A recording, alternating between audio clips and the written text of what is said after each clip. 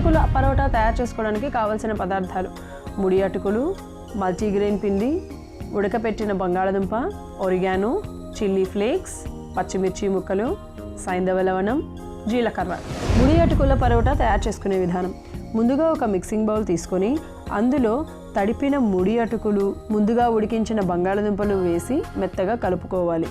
ఆ తరువాత అందులో అరకప్పు పచ్చిమిర్చి ముక్కలు, 1 చెంచా ఎండుమిర్చి, 1 చెంచా జీలకర్ర, 1 చెంచా ఒరిగానో, రుచికి సరిపడా సైంధవ లవణం వేసి బాగా కలుపుకొని పక్కన పెట్టుకోవాలి.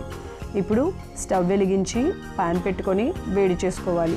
మరొక వైపు ముందుగా కలిపి పెట్టుకున్న మల్టీగ్రెయిన్ పిండిలో కలుపుకున్న అటుకుల మిశ్రమాన్ని మధ్యలో పెట్టుకొని అన్ని వైపులా మూసి జాగ్రత్తగా పరాటాలా రుద్దుకోవాలి.